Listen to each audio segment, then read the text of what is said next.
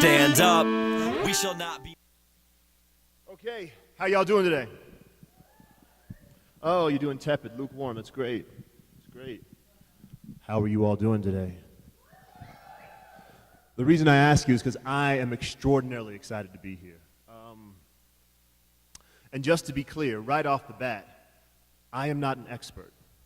I am not your advocate.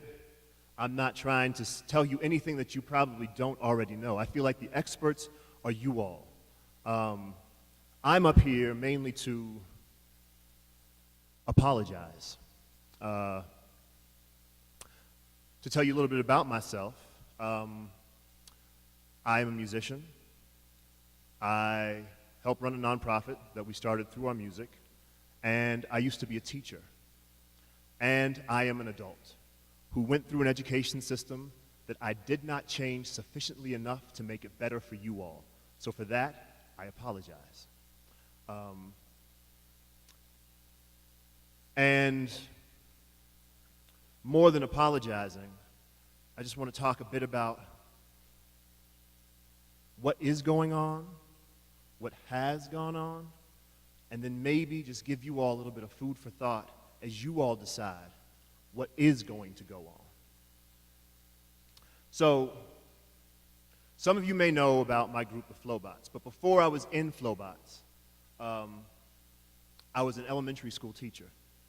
And I was an okay elementary school teacher. The reason I was only okay at it was because I was actually doing music at the same time. So there'd be a lot of times I'd come into class, my eyes would be bloodshot. Some 11-year-old would walk up to me and he's like, "Stephen, why are your eyes so red?" It's like, because I just rocked out last night.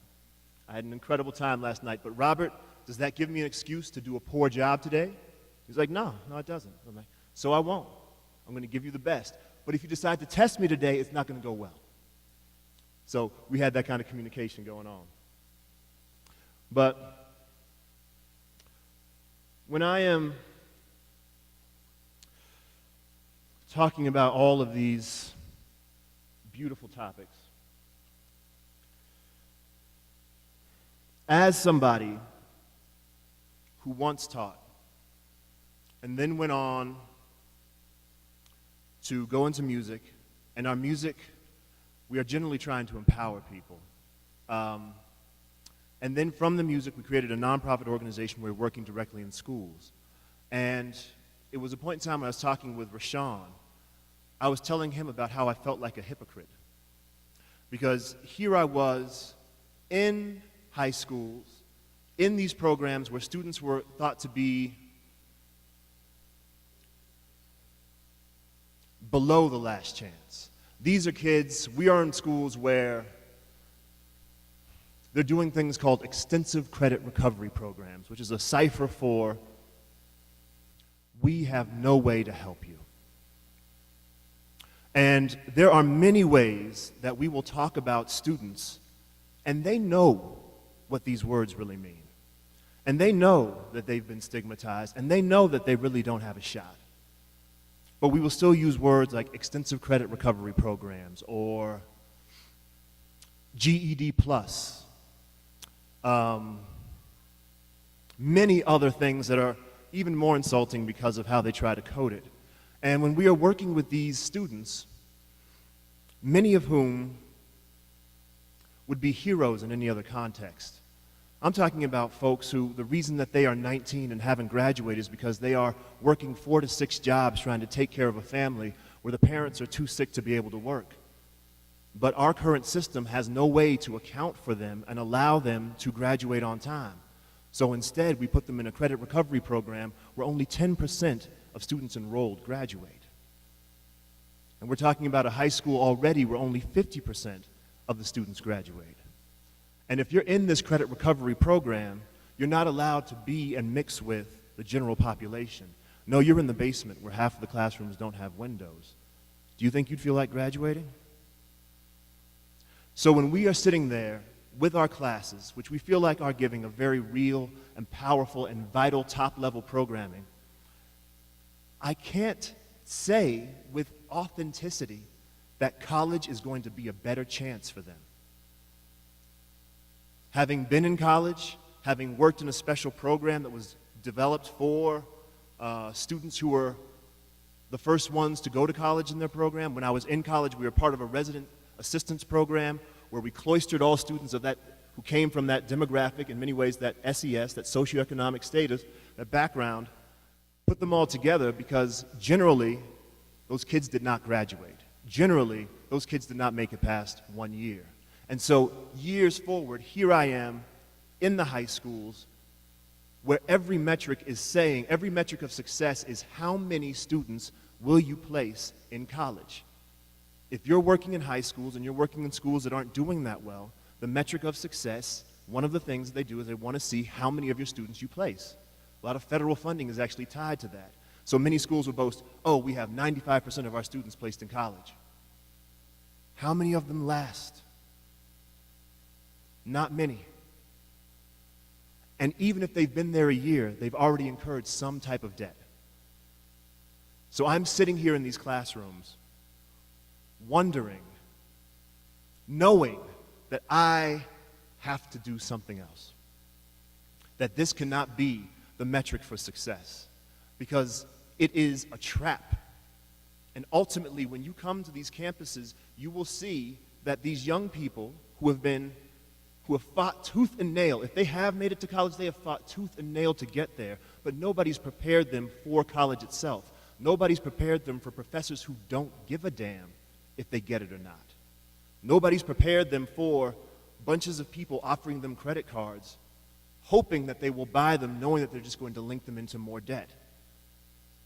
It's a trap. It's a Admiral Akbar situation. It's ridiculous. You got some nerds in the audience, I guess. All right. And so that is also part of my apology, is knowing that I don't have the answers yet. And I am working on them. And we are working with several different organizations and other people who are trying to look for other ways, vocational programs, internships. There's a new organization out here that's doing specific internships for students who are interested in getting into the tech field. And in 3 months, they can earn an associate's degree in IT, right? And it's subsidized, it's paid for, so they get money for the time that they're in that class, and then they get references to actual IT firms. That kind of stuff is happening where we're actually training people for jobs. But right now, within my nonprofit organization, I still don't have an answer for those brilliant young people in these classrooms. And we're working on it. But we have a lot to work against. And I want to get a little bit to the heart of what I feel like is the center of my apology. It's because of my background. So, as I come from a family of warriors.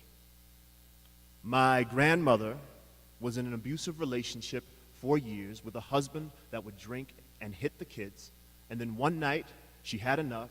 She crawled on top of him, put a knife to his throat, and said, "Get out." From then on, she raised her seven children and put them all through college. The reason being is that education for her was linked to liberation. And when I sit down and I talk with my family members, I see that through them. I see that they were able to gain something, earn something, transform themselves through that education. And that was passed on to me. And I don't see that anymore. I don't see education being a means of transformation. I see education now being more of a means of indoctrination. And I want to speak specifically about how I think that functions. Does anybody have a coin on them? Anybody have any kind of coin? I'm not going to do a magic trick. Does anybody have a coin? Yeah, no, just anybody, if you got one, just hold it up. Hold it up. Now, there's many things that it says on it, and there's many things that almost all coins will say on it, right? You know, like United States of America, e pluribus unum, some date. And then something else that all the coins say is "In God we trust," right? Now, I think it's interesting that it says it on a coin, because I'm about to talk about religion real quick and what the religion I feel of this country is. In God we trust on a coin. So for me, I am putting forth that I think our God is money. And our religion, the philosophy by which we operate and praise it, is business. Now, I'm not saying that religion is a business. No, wait. No, more accurately, I'm saying religion and everything else is a business right now. My wife works at Children's Hospital, a place of healing. They don't talk about patients anymore. They talk about clients. And you find that kind of thinking even in nonprofit organizations. You'll find it in prisons. You will find it in our schools. If everything has moved to a business, then what are we learning? We are not learning to transform. People are not getting degrees to learn something and then go back to their communities to be of some use. People are getting degrees to get jobs. Those jobs don't exist. And those jobs are highly theoretical. And if you talk to many people in the workforce, they are saying that most people with degrees in the fields are grossly underprepared to work in those jobs. What are we teaching? We are teaching desperation. On average, if you graduate, the average debt is around $29,400, okay, on average. If you have a loan that's 6.8%, which is on the low end of things, it will take you, 6.8%, then at the end of your time, you will probably have to pay around a total of $40,000 to take care of everything. That's including the interest, so it's about $11,000 of interest. If you had a job immediately out of college that paid you $40,000 a year, it would take you 10 years to pay off that loan if you were paying around $340 every month. I don't think many people are graduating and getting a job with $40,000. On average, most people are graduating and getting jobs that pay from $20,000 to $24,000. Now, in church, if you belong to a church, you are expected to pay 10% of your income to the upkeep of that church. It's called a tithe. If you paid $340 around $400 of a $40,000 income, 10% would be going to that loan. You are paying your tithe to Discover. You are paying your tithe to the federal government or whoever else, whatever private company has bought your loan. Is that what we signed up for? And when I say that we're teaching desperation, when you look at those numbers, you don't have the same choices. In an earlier talk, a friend of mine, brilliant physicist, graduated from Brown University, very active in the activist community, wants to do a ton of things for folks. His student debt is over $120,000. Do you know where he goes and works? DARPA. Because that's where the money is for physicists. Defense and research. Building weapons. And he'll be able to do it for maybe about 5 to 10 years, and he'll be able to pay everything off. Or loan forgiveness. Just such a funny word. In order for your loans to be forgiven, you have to sign up for something, usually for about 10 years. So, we'll take care of your loan if you as a teacher work in this district where there's high needs for about this amount of time. And then your loan will be forgiven. That's also 10 years of your time. Like, you have to make these decisions because you're worried about your loans. You're not making these decisions because of what you want to do. You're not making these decisions about what impact you want to have. You are worried about this amount of money that is hanging over your head like a sword attached to a thread. That's a very strange interpretation of freedom. That doesn't sound like a choice. And it isn't a choice for a lot of people who are doing this for the very best reasons, who thought that they were getting an education to liberate themselves and possibly to be of use. But no, it's only after maybe 10 years. My wife and I have a friend who did that exact program. She's a speech-language pathologist. She's working with kids. She's making differences every day. And she had to work in a district that paid her much less, but she knew that after she worked in it for 10 years, she would get her loans forgiven. At the end of 10 years, she got a report that her loans would not be forgiven because one of her loans was co-signed by her parents. So after 10 years, even when she had checked and made sure, after 10 years of doing this, after 10 years of having to work at an arcade for 20 hours every week on top of working in the hospitals, trying to make enough money just to get enough food on her table, nothing was forgiven. That's not an uncommon story. So even if we do indoctrinate ourselves into servitude, we are not guaranteed that these things will be forgiven. And we didn't do anything wrong, so why are we being forgiven? And the fact of the matter is, we are told that it's a responsible burden. The last one of these talks that I did was with high school students, and some of them were there with their parents, and their parents didn't know the landscape of the economy of higher education at this point. They had no idea what the loans would be like. And I felt somewhat terrible that this is the first time that these young people, I looked on their faces and saw all the color drain when I was talking about like how long it would take for them to pay off these loans that they will get. This information is not known. A lot of folks my age and older don't even know how much the landscape has changed.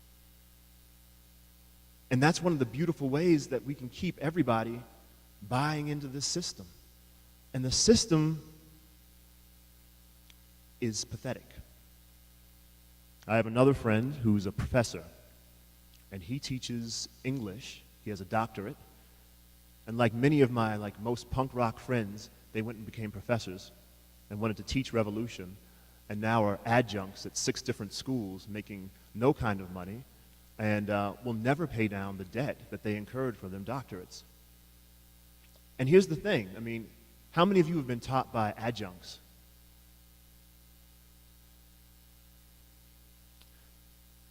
At many universities, especially like UNF, the University of Northern Florida, the humanities are actually being phased out. Do you know why? It's not a conspiracy. And if we go on my earlier tenet, with everything being business, there's no conspiracy. It's that business graduates, as alumni, give 50% more often. So they want to create more opportunities and expand the business school to get more money from the alumni. That's it. That is it. And so we are altering a curriculum that had the humanities, like something that we've been teaching for literally hundreds of years. That is now being downgraded, and is a trend that you'll probably see across the nation because schools are now not educations or institutions of learning, they are businesses. All of these schools are businesses. DU didn't even have a president until about, 6 years ago. They created the position of president to bring in somebody who could fundraise more for them. That president, who's probably getting paid well over 6 figures, has probably brought in several millions of dollars, and that's what they're doing. We are now in the middle of an educational system that doesn't want to educate.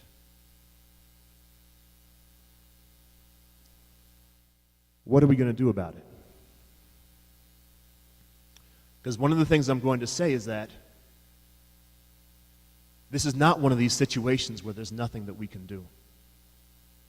It's quite the opposite. And if we even remember our stretching drills, if we're going like down to the grassroots, there's so much we can do. One tactic. As somebody who was a teacher, if one of my students who I had a good relationship with were to hit me up on Facebook or write me a letter and be like, "You didn't teach me very well," it would destroy me.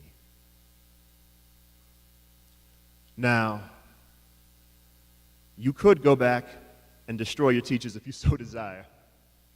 But I recommend, in many ways, even like teachers from high school, like reaching out to them and asking them, why didn't they prepare you for some of the things that you were facing? And what can they do about it? Or even if some of you have siblings who are still in high school, like talking to those teachers and being like, I want them to have more than I did, and I want to do everything that I can, so I am talking to you. What can be done? Many of these actions have to take place on a big level and a micro level.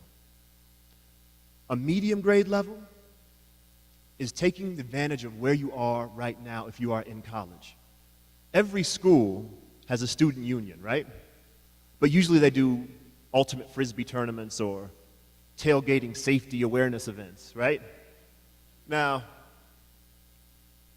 that's fine, and I think it makes sense if we've been taught to consume that that's what our unions end up doing. But nothing is going to change unless we create a unity of voices. If we are quiet, then we are just adding our voices to the silent choir. Nobody will hear anything. But you can create, you can repurpose, you can rebuild, you can form these unions of students. And I know there's going to be talks about it, because nothing is going to happen until you demand it. And the one advantage of this whole business as religion thing is that now you all are customers. And the customer is always right. So start asking for that steak to be cooked well done. Take that thing back. Like, tell them that this is not sufficient. Because as long as we are quiet, we are saying that it's okay. As long as we aren't asking for anything, we will get nothing. And one of the other things that we have taught you is to follow instructions. We've taught you not to critically think. We've taught you to fill in little boxes and bubbles and not have expectations beyond that. We don't have dialogues in half of our classes. We don't have forums. We don't teach people to challenge. So when folks get to college, they just accept it. And one of the interesting things is, with business majors being one of the largest growing majors, it's also known to be the laziest. A lot of these folks who are doing the business major are doing it not because they care, but because they want to get money, because they feel like that's what they need to do. So we are encouraging people down these paths that they don't care about, and in that process, they're not adding anything to the workforce. And in that process, they're not adding any innovation to where we are. And not coincidentally, it's philosophy majors who are really kicking butt. I guess you can guess what I was. But majors aside, we're not going to get anything if we don't ask for it. And I know that all the people in this room are folks who are prepared to ask for it, folks who are prepared to demand it, because the market does respond to participation. And there's no big conspiracy here. And there actually aren't any enemies here. If we get into enemy think, if we get into they think, we've already lost. Because there's an infinite amount of theys. There's a finite amount of us. But if we start looking at objectives, goals, then we can make things change. if we want to have a more fair education, there's several policies that could be altered. That's attainable. And you can bet if you get enough people to argue for something, things will change. When I was at CSU, there were the most inane riots. CU had just taken alcohol out of their stadium. So CU rioted. CSU, not wanting to be outdone, rioted too. And because they rioted, CSU allowed alcohol at their stadium for longer. I mean, that was stupid. Totally stupid. And then let's look at how education gets changed. When I was at CU most recently, they called me on the phone saying if I wanted to donate as an alumnus. And the woman on the phone was really excited about this new fermentation major that they had. Where it's like, oh yeah, well we'll be selling beer at the student union, and it's like it's going to be what people from the fermentation major have made. And like, isn't that great? I'm like, yes, if I cared about beer. But what are you doing for minority students at CSU? Like, why do you think that that's the thing that would hook me? And the reason that she thought that is that it hooks most of CSU students. They created a whole freaking major on beer making because that's what people wanted.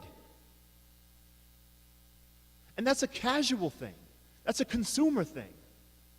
If we start asking for excellent education en masse, what do you think will happen? If we can get a beer major,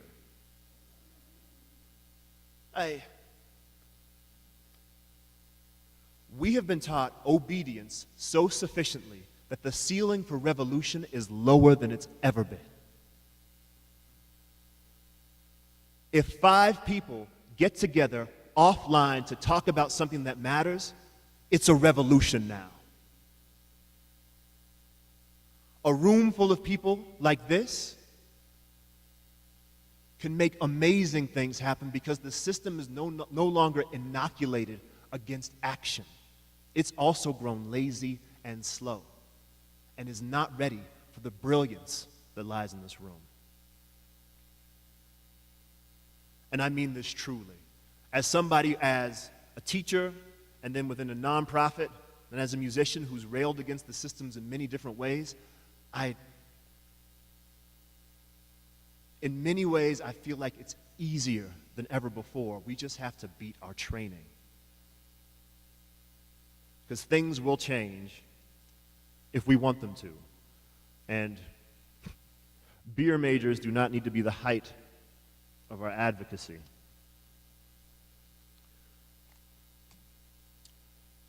I am going to read you a poem by one of my favorite authors, Wendell Berry. Have any of you heard of him? He's kind of like the modern Thoreau, man who still works on his farm and then writes beautiful poems and advocates for us taking care of our planet and ourselves in a utterly moral context where this is not our God.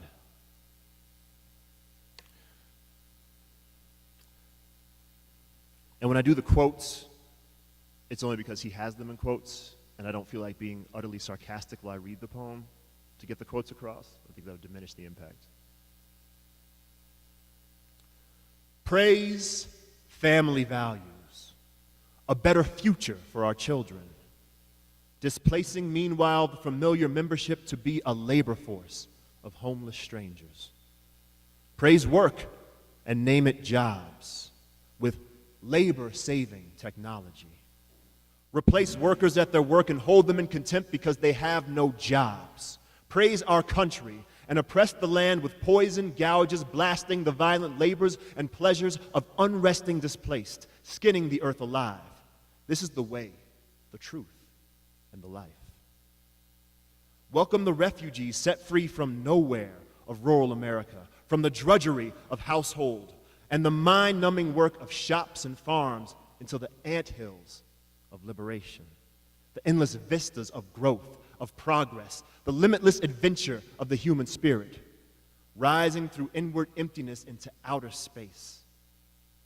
Welcome the displaced naturally upward mobile to their better world as they gather bright-eyed in multicultural masses in the packed streets. Catch those who inevitably fall from the light swarm in meshes of safety nets and benefits, job training. The army, the wars, mental hospital, jails, graves, forget vocation, memory, living and dying at home. This is the way, the truth, and the life. Flourish your weapons of official war where they are needed for peace. Bring death by chance but needfully to small houses where children play at war, or a wedding is taking place so that the bride and groom will not be separately killed. For you have an enemy somewhere who must be killed. Therefore, forgive the unofficial entrepreneur who brings your weapons to your school, your office, your neighborhood theater, bringing death randomly but needfully, for his enemies are his as yours are yours. This is the way, the truth, and the life.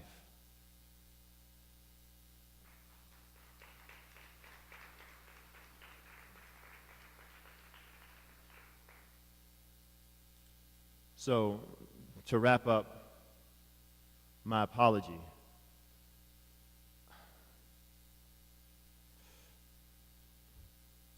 my hope lies in y'all. I someday hope to have children, and I hope that their education will be a liberating influence. I hope that their education won't be a means to pipeline them to prison. I hope that their education won't be something that reifies homophobia, racism, classism, and all of the other things that we hoped we could move through and past.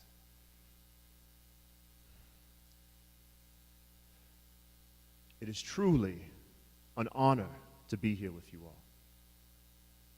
I am truly inspired to even be able to talk to you all. Because the fact that you are doing something means everything. And each one of you is probably going to communities where you have a powerful voice and can reach many others. And it's not as though something is going to happen. Something is happening. And you all are doing it. And I am humbled to be here before you. So please, take care of yourselves in this journey. Sleep, eat, exercise, have fun, amongst all the other things that you're doing, because we cannot afford to lose a single one of you. And we lose too many of you because the fight is long and it is hard. But once again, thank you from the bottom of my heart. I thank you for the future that you are building. And I thank you for giving your time and your energy today. Thank you. If you got more to give than you've got to prove, put your hands up and I'll copy you. Stand up. We shall not be moved except by a woman dying from a loss of food. If you've got more to give than you've got to prove, put your hands up and I'll copy you. We still don't understand thunder and lightning flash back to when we didn't fund the dam.